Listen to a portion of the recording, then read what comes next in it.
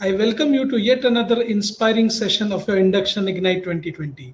I'm Professor Arpit Trivedi, your event host and moderator. Let me take you through the process of how we will conduct the webinar today.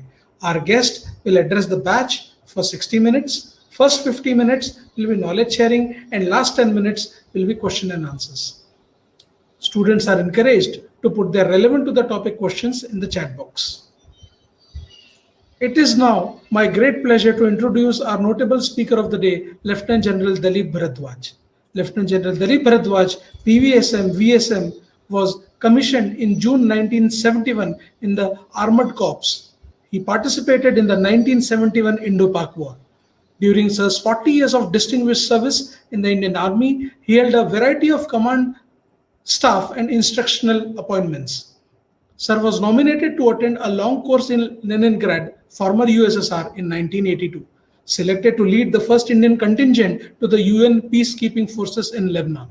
In addition to being the Assistant Chief of Staff, Logistics at the UN Force Headquarters, Sir was responsible for the well-being of 25,000 personnel from 9 different countries. Sir has held and has been member to many delegations covering 22 countries during his service. The most recent delegation being with the Defense Minister of India to Oman and with the State Defense Minister of India to Belarus. As Director General of Mechanized Forces, Sir was responsible for concluding contracts worth rupees 15,000 crores with approximate another rupees 16,000 crores in the pipeline. As Director General Mechanized Forces, Sir successfully negotiated contracts for the procurement and upgradation of equipment for the Army with foreign and Indian vendors. During his tenure with the United Nations, Sir negotiated and successfully concluded the supply contract with foreign vendors in Paris for the duration of 3 years. Currently, Sir is working in the capacity of consultant to the Western India Forging. Now, I would request Lt.Gen. Dalip Bharadwaj Sir to open his talk for the students. Over to you, sir.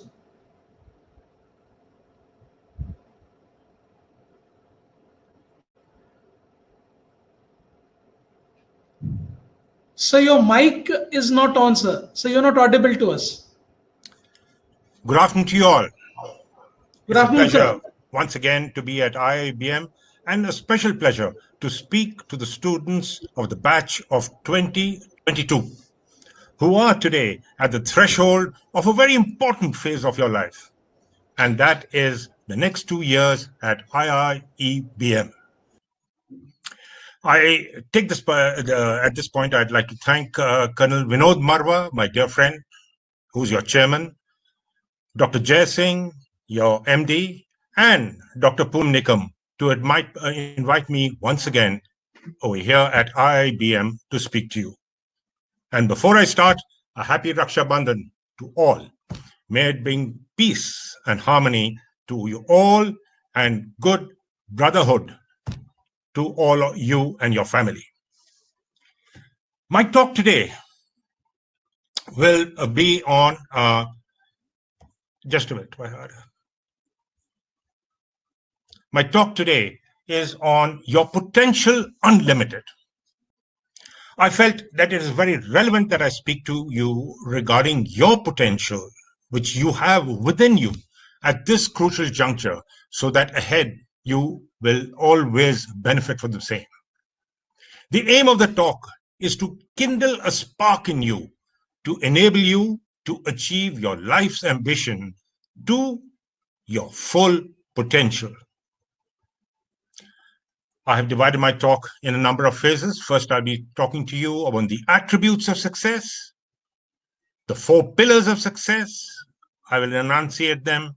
What is that binding ingredient which binds these 4 pillars of success? And then I'll go on to some closing thoughts.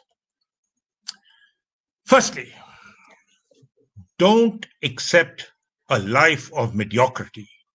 When you hold such infinite potential within the fortress of your mind, dare to tap your greatness. It's your birthright, said Robin Sharma, a leading leadership guru. I'm sure when I was growing up as a young boy, I used to hear a comment very often, and that was that this boy has potential. He has potential. But I used to hear it from my elders, my teachers, my parents. But what actually used to, follow was but. The word but used to come thereafter.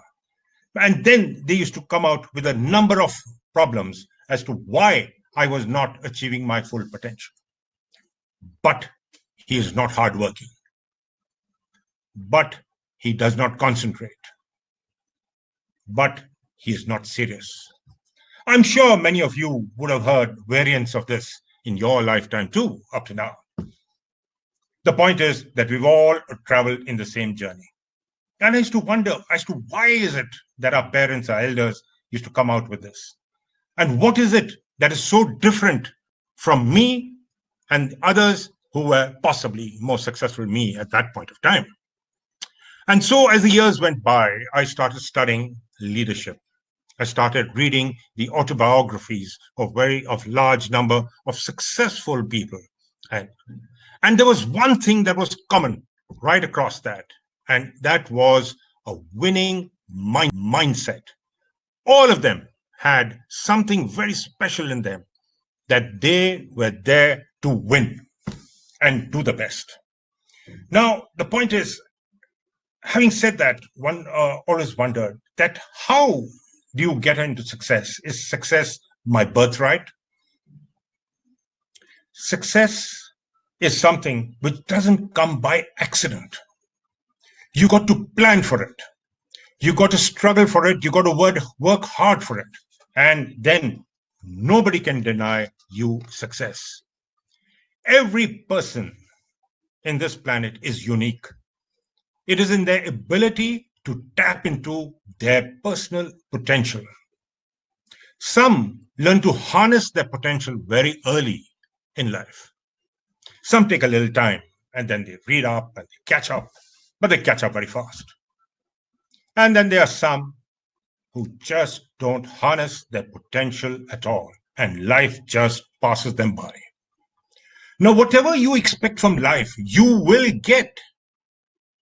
The only thing you have to do is that you got to work for it. And all of it depends on one aspect, and that aspect is attitude. Now, what happens in a life? Everything that happens in a life is not in our control. The only thing that we really have in our control is our actions, our thoughts, and how do we respond to any situation or any event in our life. So if your thoughts are correct, your actions are correct, and you respond in the correct attitude, nothing can stop you from moving on in life.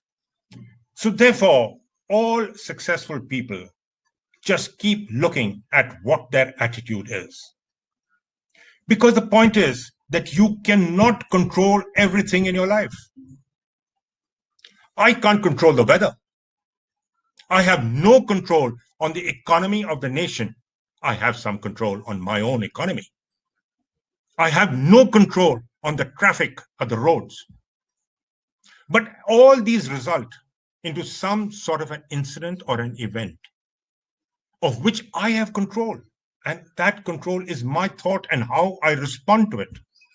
Now, take, for example, this lecture. I am located here in Pune, and IBM is approximately 15 to 20 kilometers away from my house.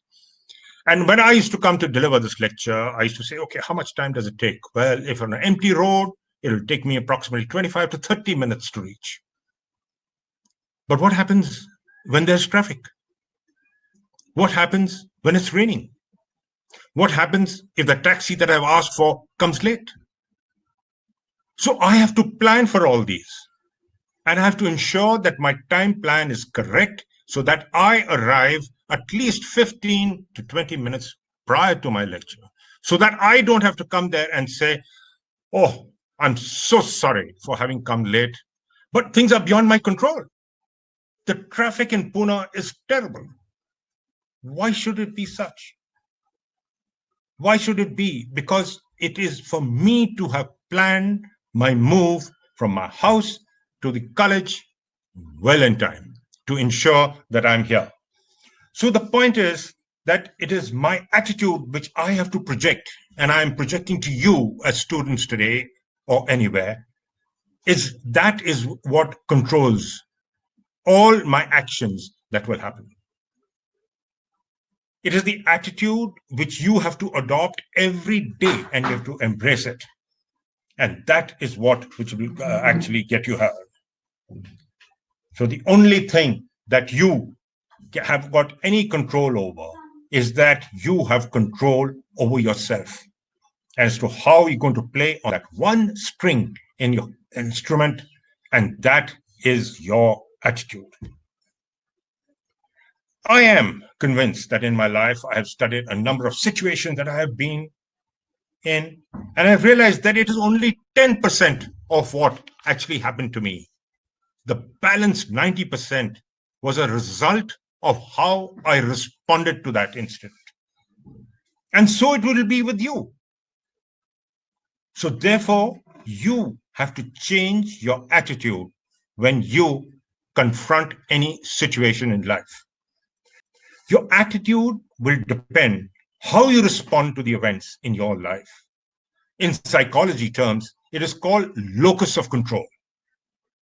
You can have an internal locus of control in which you control all your thoughts and your actions. Or you can have an external locus of control where external factors control your thoughts and your actions.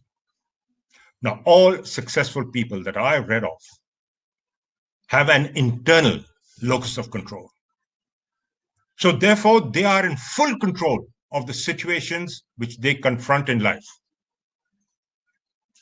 It is the others who have no control and they keep blaming everything else which goes wrong to say, it's not my fault. It is beyond my control. I don't control factor X, Y, or Z, which has influenced to my not having been able to complete that task. So make sure that you have your own thoughts and your actions well under control, and they will help you to ensure a good attitude. There is no point in focusing on things which are not in your control. You should only focus on those items where you can control and leave the rest be. They will manage by themselves. And if you are focused and concentrated on your goal, you will achieve it. So therefore, instead of focusing all your energies, you have to control your thoughts and your actions, knowing that the right responses will lead you to the best results. It is possible to achieve great things, as many people have done in time and time again, by essentially the only person who can control it is you and you alone. Remember, success is promised to nobody. Yet, there is no limit to the amount of success that you can achieve. You can achieve a full amount of lifetime achievement of success. But if you have to work hard for it, you just cannot expect success to drop by and then you're going to pick up the strings from there. One thing I believe in is that any successful person who achieved anything in life has understood it is a principle of applying themselves, the principle of giving your best. Make sure that you give your everything to achieve the results. So all successful people have ensured that they give their best and applied themselves. It is by giving them all that they have, they continually keep trying and improving themselves and achieving something greater. Success is not an accident. You actually got to work hard for it. Many decades ago, a study was conducted. What they did was that they got a number of great Olympic athletes together, and they got a number of athletes together. They got together a number of chess grandmasters. They also got together some great musicians. And they studied them and they gave them a questionnaire. They took some interviews and they found what is it that is common to all of them that made sure that they achieved success. And one thing came out very, very clear, and that is that all of them had practiced a minimum of 10,000 hours to achieve the standards that they brought them to the epitome of whichever field they're in. It could be a field where it's in games. It could be in grandmasters where you need your mind. It could be in music where you have your talent. So it was a minimum of 10,000 hours of concentrated practice. Now, in the time when I first read this, I said, 10,000 hours. I said, my God, that's not possible. So then I sat down and then I did back of the envelope little calculation and then said, if I'm passionate of something, I'm passionate to do something and do it well. And if I'm prepared to, let's say, spend 6 to 8 hours in a day on one particular, let's say, field, whether it is on my academics, whether it is in my sports, it's in my hobby or whatever, 6 to 8 hours in a day, you complete 10,000 hours in just 3.5 to 4 years. So it's not a very long time. But then the point is that you need to practice that much. Remember, it is just not all dependent on talent and gift. Talent and gift channelize you initially to take your first decisions, to say that, yes, I think I can excel in this particular field. I have a little talent for that. I have a little, natural gift for it. It is, but that by itself is not going to take you to the top unless you've actually put in some hard work. You have to put in that extra hard work to make sure that you get it. You have to apply yourself. So therefore, it needs a lot of application to make sure that you start excelling. And also, it needs an attitude to win, an attitude to make sure that this is it. So all these grandmasters, all these fellows who did very well had this common trait amongst themselves, and that is what they actually moved on to and achieved something in life. So if there's anything worth doing, it is worth doing your best. Remember that everybody wants to excel and they think that they can get it without hard work. No, you have to work hard and to be able to get it. I certainly know that I always feel better about myself when I have given it my best effort, which I have put my right foot forward to make sure that I will achieve what I have actually thought for.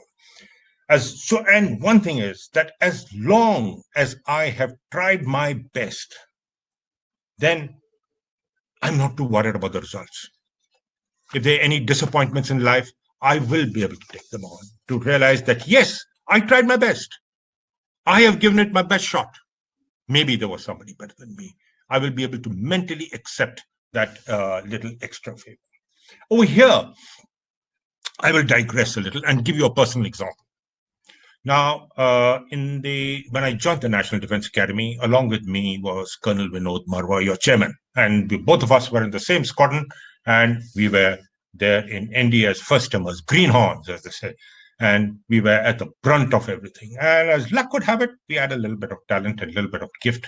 Both of us were in our squadron boxing team, and we used to practice very hard, morning, evening, and getting ourselves physically fit and to be able to participate in the ring. And in NDA, we used to have our dinner at 8, and by the 8:30, 8:40, it used to be over, and we used to come back to our squadrons.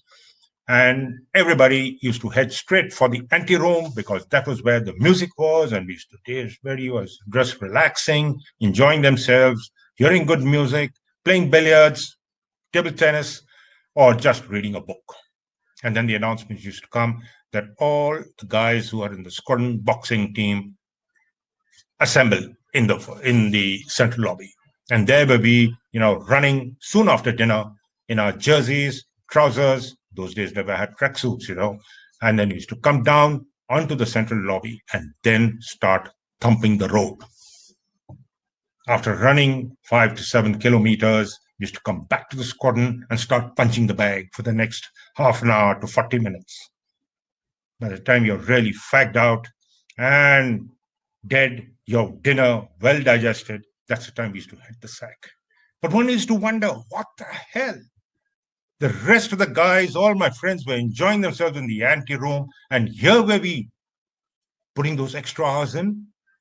Well, it is something that is in life. You want to achieve something, you have to put in that extra effort. It may take a couple of hours, it might get into your leisure time, but then that is exactly what it is.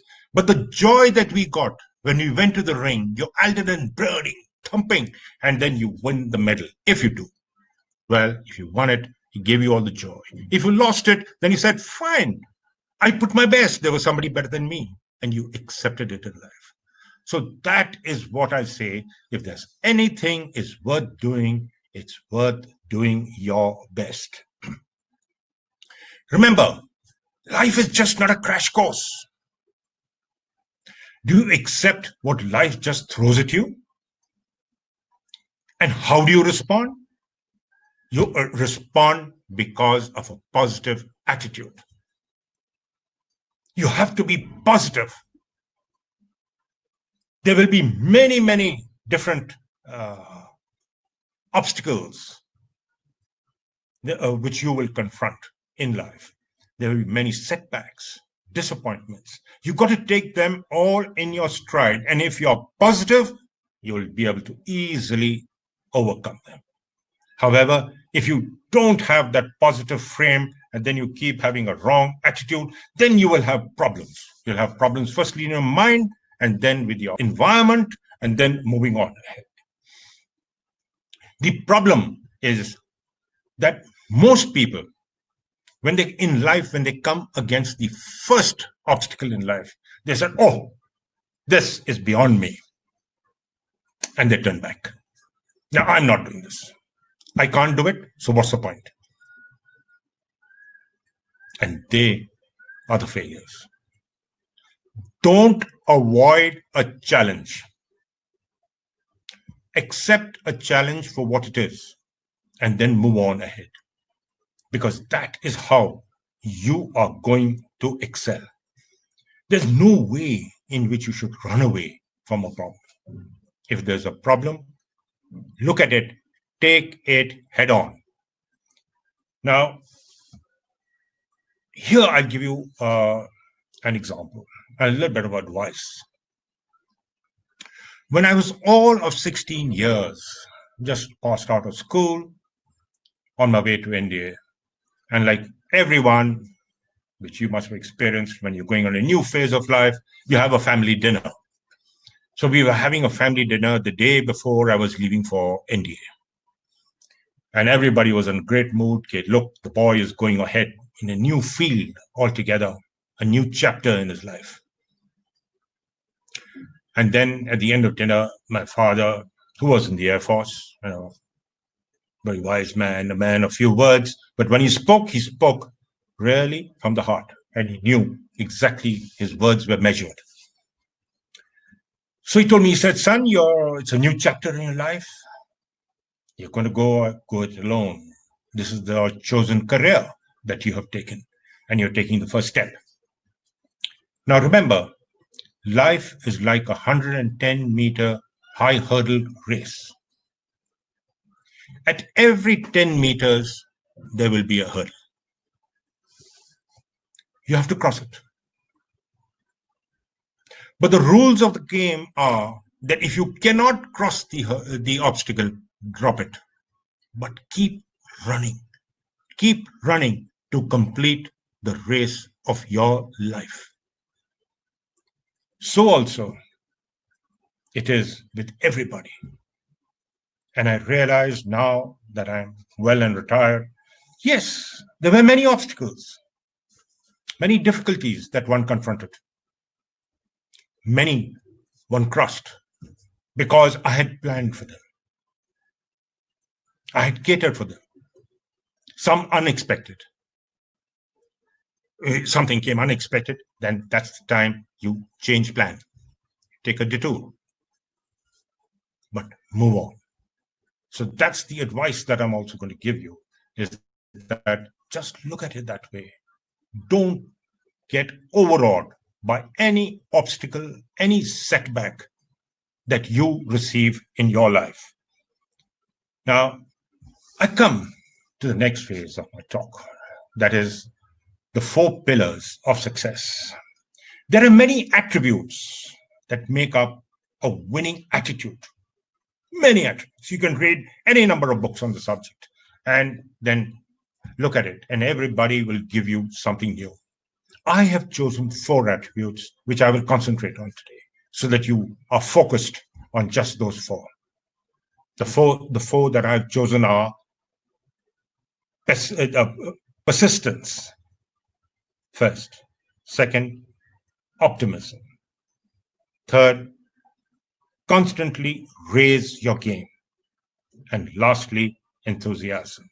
So now we'll take the first, and that is persistence. Sit back and think. When somebody talks to you about persistence, what does it actually mean? I picked up the dictionary the first time and said, let me recapitulate what's the dictionary meaning of persistence. And it says, continue steadfastly, obstinate despite opposition, or that tenacity that a person wants. Persistence is actually the ability to keep trying, irrespective of what you do. Never to give up. Just don't give up. Persistent people will always bounce back, even if there are certain obstacles, disappointments, or setbacks. They will always look for other ways to achieve their goal. They don't get stuck up.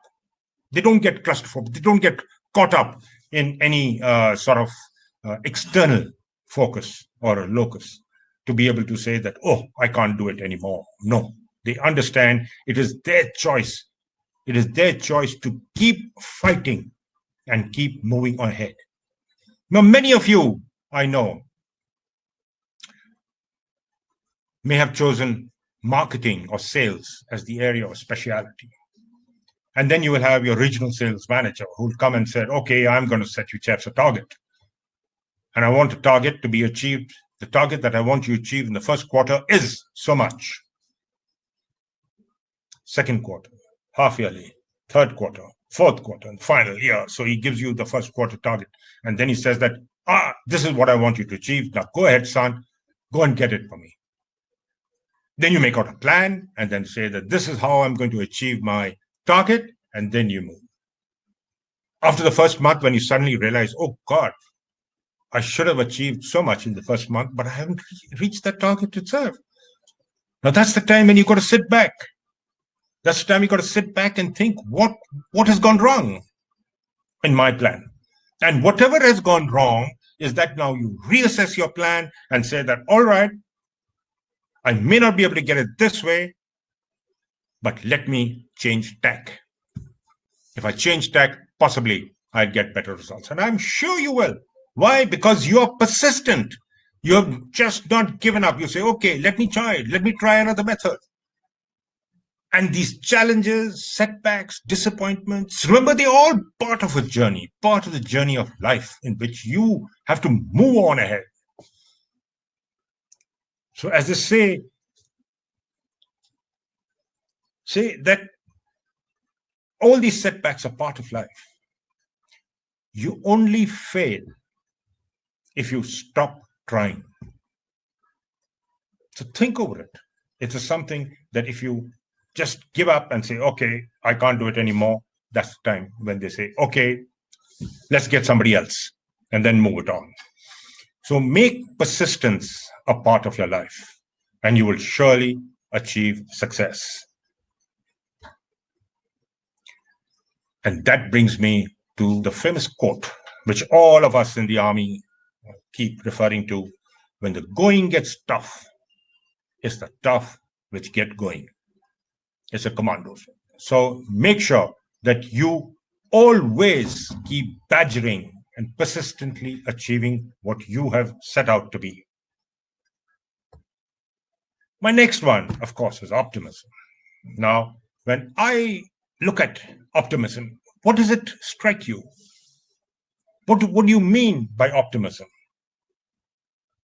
Hopefulness, confidence, expecting the best from life. And the quote which I give is: the most identifiable quality of a total winner is an attitude of personal optimism and enthusiasm. We'll talk about enthusiasm later. Now we're talking about personal optimism. And so that is what I'm looking at. Now, optimism. The first thing about an optimist is that he is focused. He is focused on achieving that goal that he has set out for himself, that he said that, yes, I am going to achieve it irrespective of whatever. So whatever happens, if you're focused on achieving your goal, you will manage to get it. If you remember one thing, that if for any goal that you set out to get, you have made the plan, or you are part of the team which made the plan. If you made the plan, I'm sure you were optimistic in achieving your goal. If you were part of team and the whole team made the plan, you were part of the team. So therefore, right from the beginning, having finalized your plan, you should have been optimistic to make sure that, yes, we can and we will achieve that goal. If you're not from the beginning, if you have doubts and say that, oh, I don't know how I'll be able to get on with this and how will I achieve it, then you've got self-doubts. So you have to persist in the face of difficulty. Look at every situation as a challenge and then move on. And I'm sure anything will happen, it will happen for the good. And if you approach any problem with a positive attitude, you have to be successful, because that attitude will percolate. It will move on to your friends, your colleagues, people who are your subordinates, and everybody will say that, no, there has to be something more. I'm sure if he has said so, it can be achieved, and you will. The opposite of an optimist is a pessimist. And a pessimist is one who will always, from the first go, will find some difficulty as to why he cannot achieve it. And then he will keep grumbling and saying that, no, why is it done? This is not the method. Keep grumbling. No. Once you made a plan, you're convinced about it, go along. Make sure that it will. So what you actually got to see is that what you're going to find that in every situation, look for the good. Things could be worse. I'll quote you an excellent example of in the Second World War, we had a very, very great military leader in India, Field Marshal Slim, who was looking as the leader of our army, Fourth Army. The Japanese had taken Singapore and they had advanced right through Malaysia, right through Thailand. They had taken over Myanmar, old Burma, and they were knocking at the gates of India at Imphal. That's the time when Field Marshal Slim was given the charge of the army, and he said, no more. We will stop them here. And the Indian Army stopped the Japanese advance there and turned the battle around. And we pushed them back. Now, as we are pushing back, this is now 1942, 43, and there was a terrible monsoon. We had pushed them back into Myanmar, into Burma. It's a terrible monsoon. And everything, man, machine, vehicles, they're all getting bogged down because of incessant rain. Field Marshal Slim himself came personally on ground to be with his troops, to be with his soldiers, to personally lead them on, push them, give them that extra confidence and optimism. And he said, "Come on, guys, things are not that bad. It could have been snowing." Everybody had a great laugh and moved, pushed themselves on in from a very, very difficult situation. The rest, as you know, is history. The Japanese were pushed back and the victory was ours. So the pessimist sees a difficulty in every opportunity. The optimist sees an opportunity in every difficulty. So said Winston Churchill, and these are really golden words. A great wartime leader. Personally, I don't like him. Personally, I don't like him because of the fact that he was responsible for millions of Indians dying of starvation during the World War in Bengal. That's a personal. But the fact is that he was a great war leader. And when the Germans had crossed across the whole of the low-lying countries, Belgium, Luxembourg, crossed over into France, and they were about to cross the English Channel and take over England. Everybody's morale was in the boots. And it's Winston Churchill, who was then nominated as the Prime Minister, who came on air and gave his famous speech. "We will fight them in the beaches. We will fight them in the oceans. We will fight them for every inch. We will not surrender." It's that famous speech that he gave to the empire, which galvanized everybody. Yes, we won't surrender. It was that optimistic view of that one leader in a very difficult situation which turned the World War. And Germany could not enter into Britain. The rest, as they say, once again, is history. Now, the third aspect, or third pillar that I wanted to talk to you about is constantly raising your game. Remember, excellence is the gradual result of always striving to do better. Now, how do I say? Everybody at some level of part of their life, and they say, "This is my start point." It doesn't matter where your start point is. It just, the only thing that matters is that how can you raise your game? You have to commit yourself to continuous improvement, to continuously saying, "I can do better, I have to do better." And that better doesn't come overnight. Everybody understands that. That better or your improvement will come bit by bit, one step at a time. But you've got to constantly keep improving it. You've got to constantly keep setting higher standards for you, yourself personally, for your team, or for your subordinates who will be working on it. You've got to keep pushing that boundary, setting higher goals, so that people then are dragged up and pulled up along with you, your optimism, and your persistence. And then that is what you will achieve. So great achievers are those who keep constantly trying to improve themselves.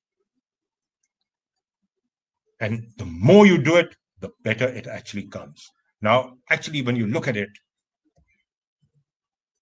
There are times that the gold medal goes to the winner, no doubt, but not in the race of life, where the winners are those who are superior not to others, but to their former selves.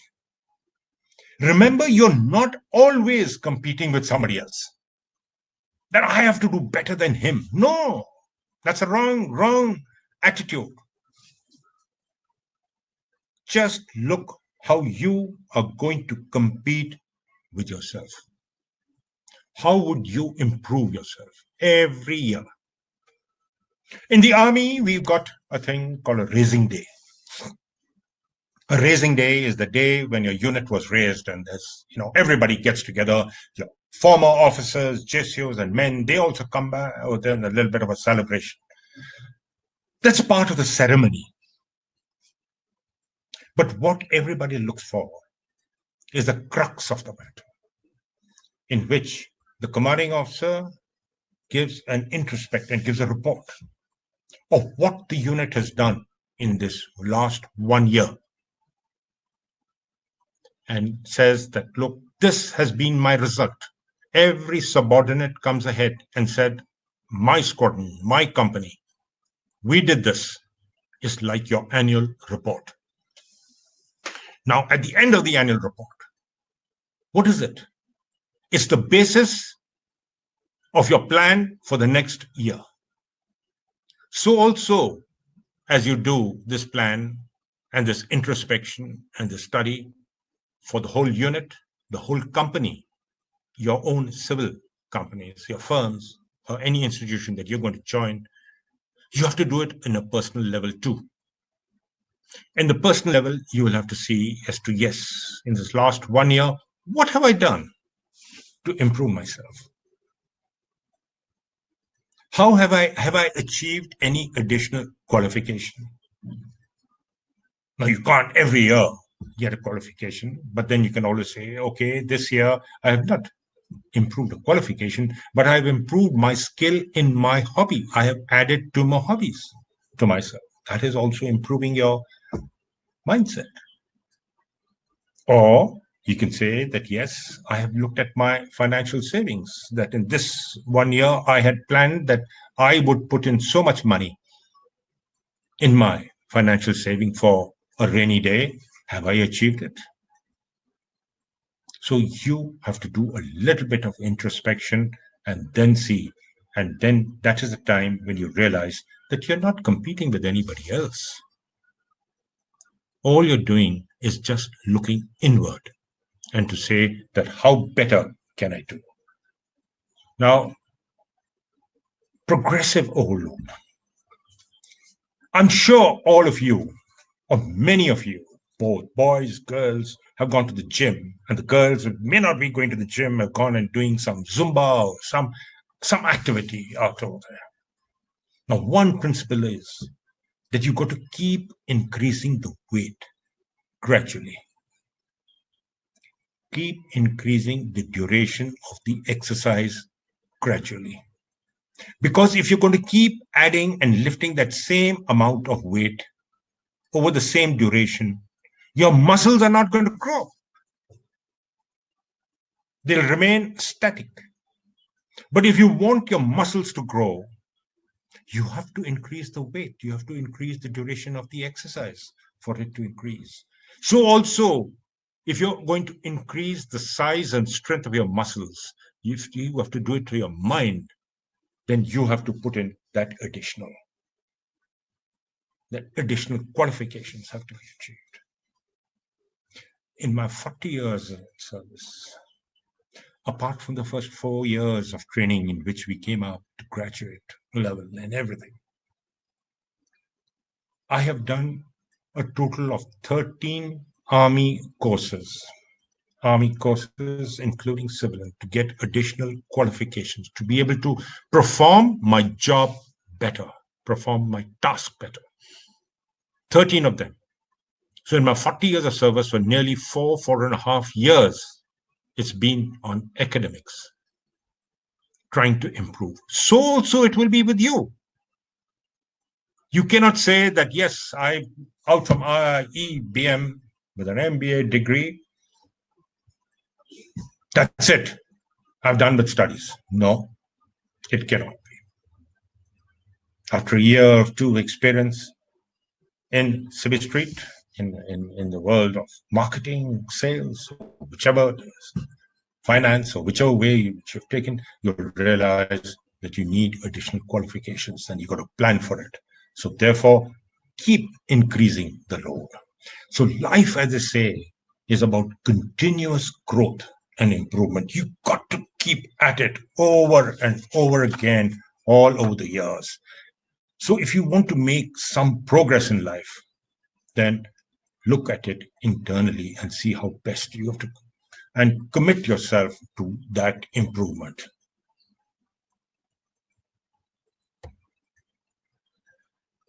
Lastly, I come to the fourth pillar. The fourth pillar is on enthusiasm. Enthusiasm is one of the most powerful engines of success.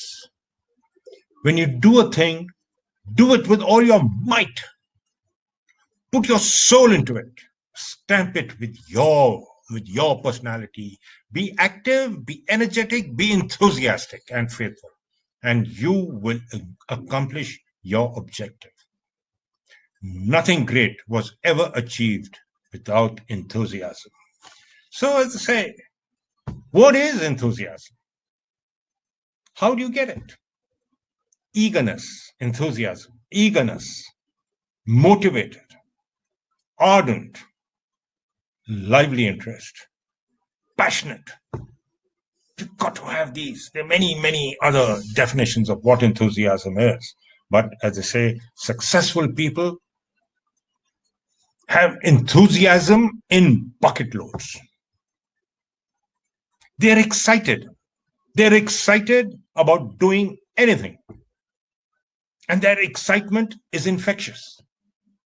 If you're excited, your environment is excited.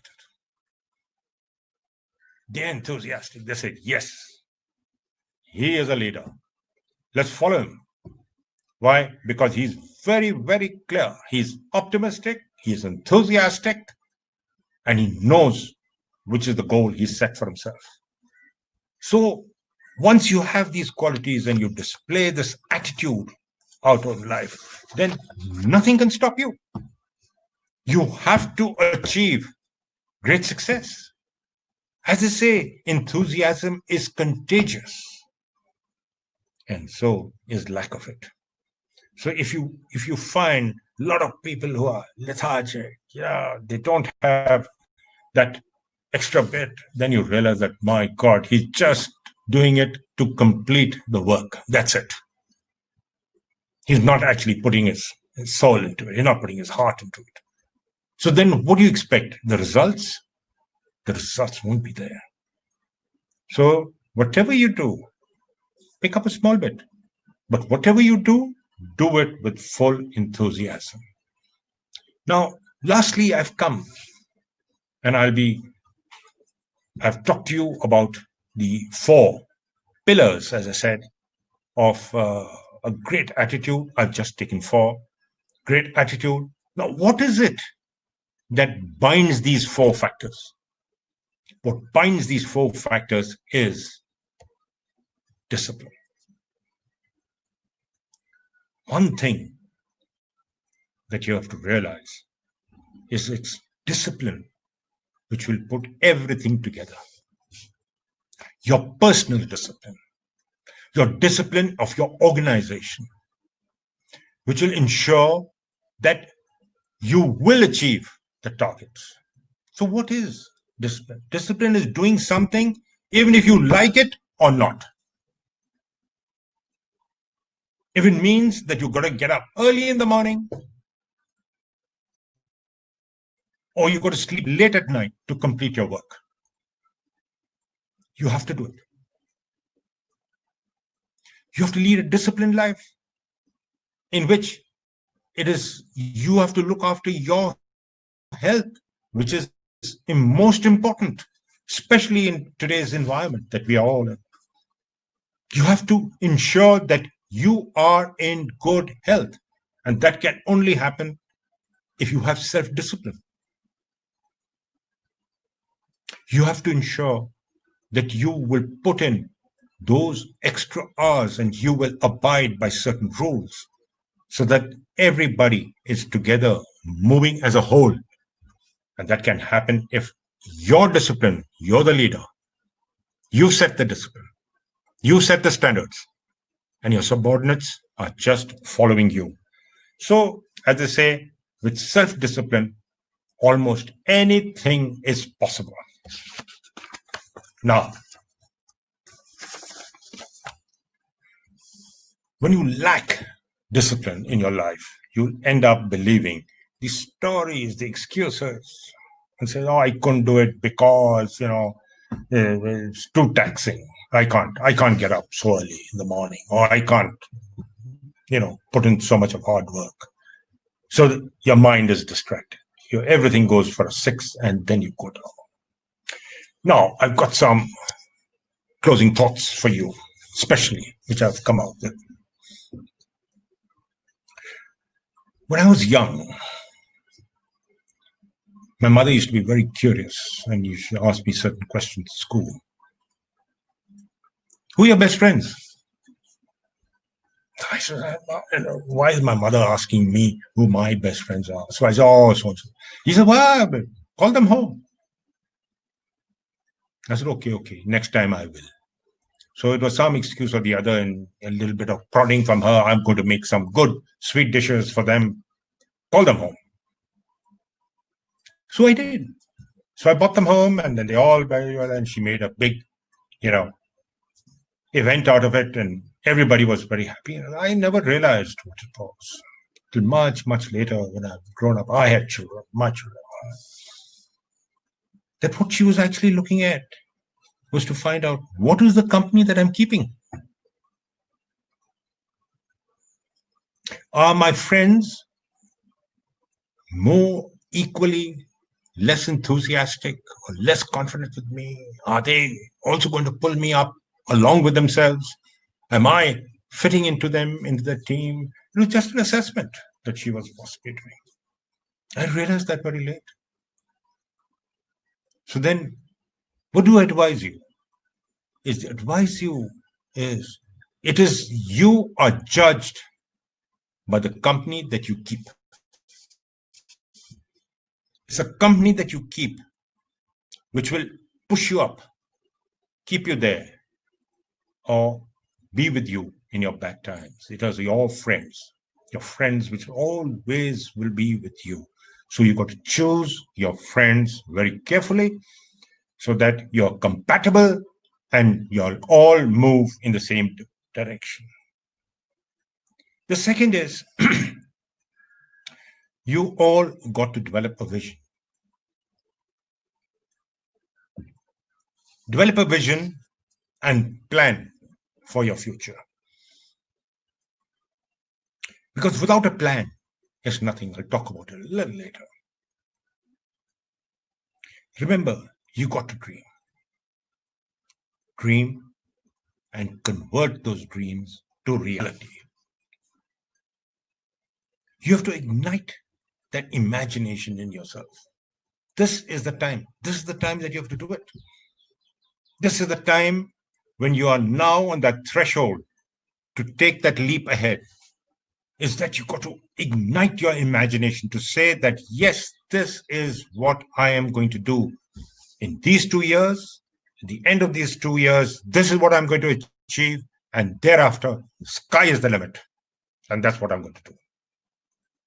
Remember, think big, think reliance. That is how you got to do. Habits. There were 2 habits that my parents inculcated in me, my teachers inculcated in me, which stood me in good stead. Stood me in good stead right through. Firstly is the habit of reading. Read a lot. Read on varied subjects. Don't always concentrate just on your studies. No, look other books, other hobbies. Just pick up anything. Pick up anything, read. It will only broaden your horizon and make you a better person to be able to understand what life has in store for you. And the second habit that I recommend to you is writing. Reading and writing. And there is, in writing, is to put your thoughts down. If you can maintain a diary, it is I did try in a number of times to maintain a daily diary, to put my thoughts down, but I was not always successful. But I would definitely recommend it to you because I thought that possibly that's one area in which I'd like to. Put your thoughts down. If somebody said something good, you read something nice in the paper, which can come in handy later when you have to apply it yourself, put it down. Many of my colleagues who maintained a daily diary right through the years are very proud. They got this collection of their thoughts and their wisdom. And they say that, look, we've had a tremendous time now going through them and then realizing how much it has affected them. In Harvard, when a particular course was graduating, they did a study. They gave them a handout and said, would you like to fill this and submit it to us? And it was, have you set any goals for your future? Have you made any plans? And as to how you will achieve them? That was the question. When the answers came back, the professor who was collating the entire thing, he actually found that 84% of the class on graduation had actually made no plans of what they would do. They said, oh, we'll take it up, just let's finish graduation. I haven't given it a thought. I'll give it a thought as soon as I leave college. Let me go home and then I'll work on something. 13% said that, yes, we made a plan, but we haven't put it in writing. It's all here. It's all in my mind. There was only 3% of the class which said, yes, I have a plan. Here it is in writing. So the professor took them and said, damn good, the graduation ceremony all went on and pushed on. 25 years later, when the same class came back for the reunion in Harvard, the same professor was there. And he called them and said, okay, now let's sit down and let's do a recap. And you tell me, what have you done in these last 25 years? Having done the recap, it was found that 3% of guys who had a clear-cut plan and had actually put it down for writing had done 10 times better than the rest of the classmates. 10 times. They're earning more. They achieved more. They were at a higher pedestal than everybody else because they were absolutely clear and they worked towards their plan. Of the 13%, which said they had a plan but hadn't put in writing, they had done doubly better than the rest of the class. In the rest of the class, yes, a few definitely had got through and broken through and did well. That, of course, you can't make a generic statement on that. That would be wrong. No, they did well, some of them, very well. But a majority of them just moved on as they did in their class at the time of graduation. So I would recommend to you that, yes, by the time you finish your 2 years here, you should have a very clear plan. What do you expect in life? Where do you expect to reach? How would you get there? What are the additional qualifications that you will achieve sometime in life? Remember, one last thing. What are the enemies of success? Enemies to success are, firstly, the fear of failure, the fear of criticism. And thirdly, the fear of rejection. Now, my advice to you is remember, if your attitude is correct, you will never fear failure or rejection, and will take failure or criticism, and you will take rejection in your right spirit, in your right stride. So remember that all these problems can be overcome if you have the correct attitude. Lastly, some recommended reading on the subject that I've talked to you about. Some recommended reading, name of the book with the author is given on the screen. This slide is available with the college, and now you can take it up anytime, and I would definitely recommend that you read them. Malcolm Gladwell is an author that I vastly respect, and this famous book of his, Blink, is something which I used to recommend it to my subordinate officers who were there, that yes, you must read it. Remember, it's your gut feeling and the enthusiasm, the optimism with which you go, you will ensure that you will always draw success. And lastly, of course, is In Pursuit of Excellence. All these books are available in your library. So as and when y'all come to Pune, I would look forward to meeting you.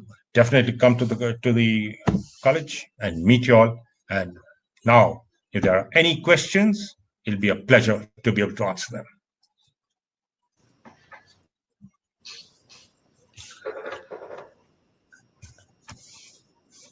Thank you so much, sir. Students have, I'm sure, got a lot of input from your session.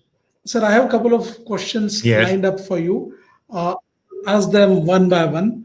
My first question to you is from a student of mine. He says, "Sir, can you throw some light on the word focus?"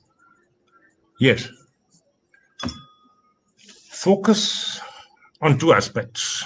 As I look at it with you today, when you focus yourself, it is your mind that is focusing on the objective that you are going to achieve success with. If you have a focused mind to say that this is the goal in which I am going to target myself, then the plan that you can make is very, very clear. So I would definitely recommend that, yes, it's just control your mind.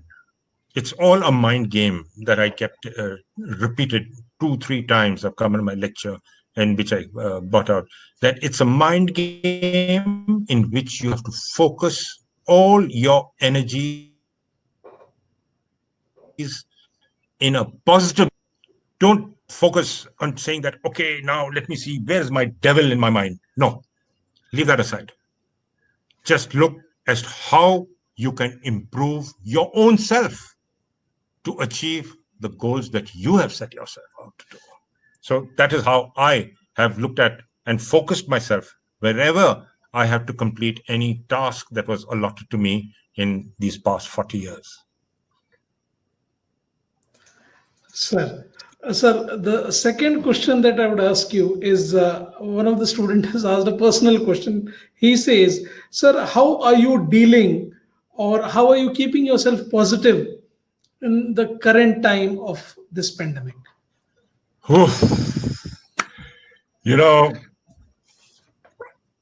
when the first restrictions and all came, he said, my God, lockdown with these restrictions, I can't go out, I can't do anything. Frankly, it was overwhelming at that point of time. Then my wife and I sat down and we said that, look, we got to do something. We got to keep ourselves busy. We got to keep ourselves busy in two aspects. One, physically busy, and secondly, mentally busy. So now I'll take the first, physically busy. You're stuck in a house. You got to keep physically fit. Yes, I do yoga every morning, and that's been a routine for me for nearly 40 odd years. So that keeps me, a little folksily fit. However, my wife and I, who love to do physical activities, go out for long walks, now that was curtailed. So what we did was, it's actually my wife's idea, I give her full credit for that, was there is on YouTube, you will find a person called Leslie Sampson. It is on activity. It's got 30 minutes walk, 45 minutes walk, 20 minutes walk, and different durations, depending upon the time that you have available. So we started with a 20-minute walk right in the beginning. And every evening at 5:30, it was a ritual that both of us used to get together. You do that complete walk in your drawing room. You just need a room and your laptop in front, enough exercise for 20 minutes. It got us going. Then we went on to gradually came on to a 30-minute walk, and we felt that, yes, this was really good. Now we went on to 45-minute walk, and that is really, you know, draining. So that catered for our physical, and that's how, we catered for that. Now we come to our mental. We were very lucky. Now I have, as I mentioned to you in my lecture, I was very, I'm a voracious reader. So I had picked up a couple of books, and just before lockdown, and my son gave me some excellent books. He just sent them across and says, "Dad, I know your choice. Here are some good books for you." And a dozen of them landed up. So can you imagine? I've finished about four of them. Not bad, not too bad in this lockdown period. So I've finished four. That really gave me insight. And of course, you got to keep yourself busy. And now Chinese kept us very busy. So there I was, being a good ex-defense officer in the army. And then I said, how would I have done it? Why have they done it? So writing a couple of articles in for some magazines, both digital and in print, one kept myself busy. Now, finally, in retrospect, when my wife and I sit back and she's very busy. She's busy doing cookery classes, playing mahjong online and everything. You got to change. So you have to change your complete habits, your daily routine. You have to adjust it to yourself. But you just cannot sit down and keep brooding about life to say that, oh my God, it is uh, we got stuck. What to do? Yeah, and then you become lethargic, and then you go to sleep and not do very much. So keep yourself active. Work on the number of webinars. The number of webinars that I have attended, I never attended so many in my life out over there, because the opportunity has come. So therefore, like y'all are listening to these classes as part of webinar, we are here also doing something, to keep ourselves busy. So that's how I said I'm very busy, and I would recommend it to you too. Please keep yourself physically and mentally alert, and keep doing something. Keep improving yourself. Superb, superb. So, what a schedule, I must say that. Yeah. Sir, I'm taking a cue out of it. I have made a note right now from what you have said, sir. Oh, I'm so glad. I'm so glad. And incidentally, I've talked to all my friends, and I've shared this information to all my friends, and I'm glad to say that many of them have taken on Leslie Sampson to do their physical exercise, and many of them have now started. We got them hooked onto these webinars. So many discussions on China, so many discussions which are going around all the time. So it is definitely very, very good. Sir, my next question was again a student's question on your view on how Red Army and Red Party think, and how India as a nation can also live happily, peacefully, and yes, of course, without denting the commercial aspect that Chinese have built over a period of time globally. So, what is the midway or the win-win formula in your opinion, sir? You know, like I mentioned to you, I'm very fond of reading, and I have with me over here, which I've finished, but I always keep it as a Bible. An excellent book. Now that's it. The 100-Year Marathon: Chinese Secret Strategy of Replacing America as the Global Superpower. And it is written by Michael Pillsbury. Now, definitely I'd recommend IIBM, definitely get it. I've shared it incidentally with Jay Marwa, Sir, and I'd recommend that the library does get it. I mean, it's interesting reading. But those of you who are interested in understanding as to how China, in a matter of decades, has reached the level where it is today, I would recommend this book. so.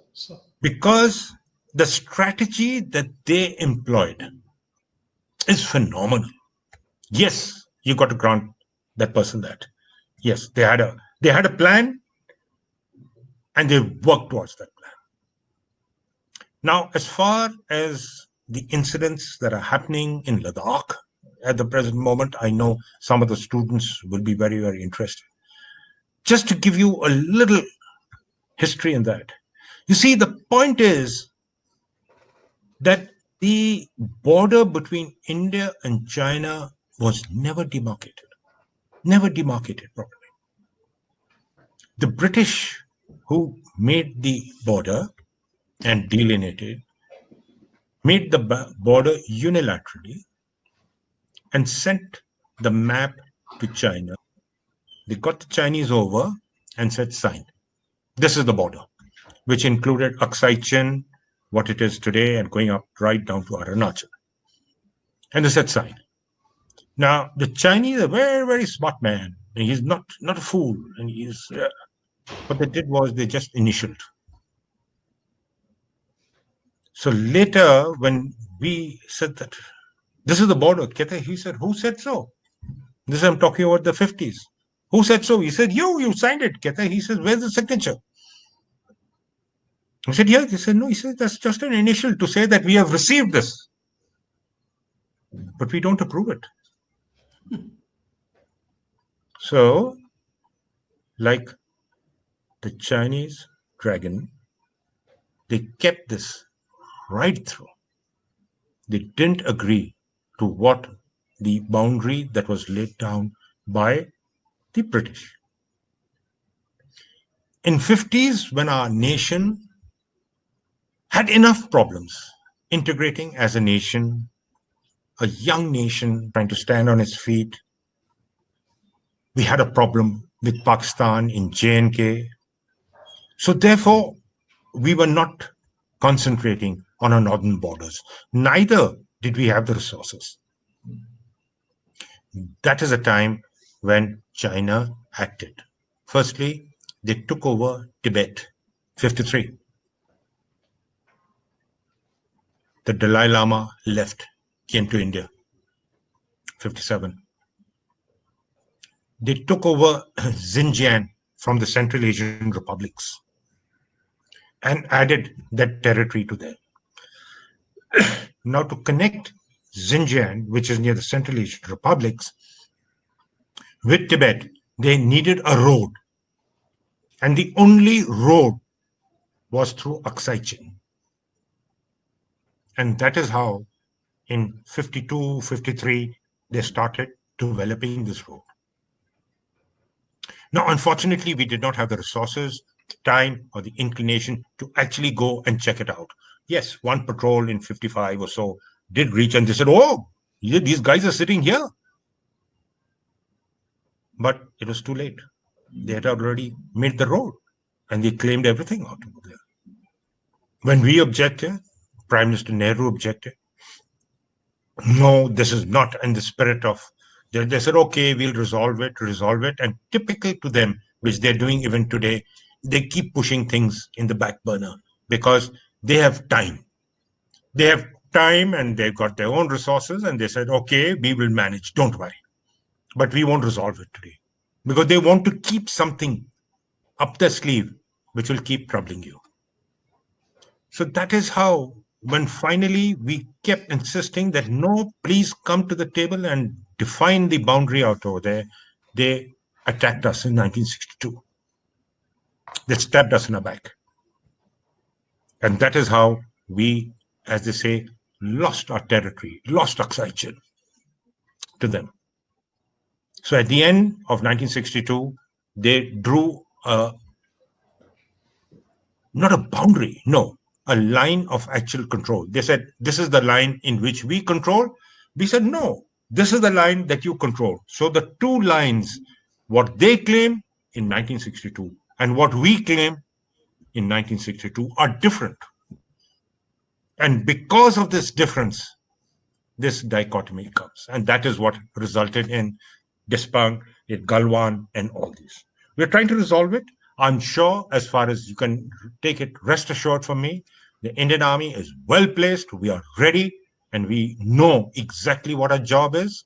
So feel secure. Feel secure that your army, your armed forces, the Air Force, and the Navy, they're all prepared. And we are ready, and we will give honor to our country. As the Prime Minister said, not an inch of land. I agree with that. Very well said, sir. Sir, with this, I would bring the talk to conclusion. Thank you, sir, for your willingness to share your experience and self with our students. Together, we are making our young community the bright professionals of tomorrow. Thank you, sir. Have a wonderful day ahead. Thank you very much. And to you, have a good day, all you students. And I'm looking forward to meeting you all in Pune once you all arrive here. It will be a pleasure. Thank you. Bye bye. Have a good day. Thank you, sir.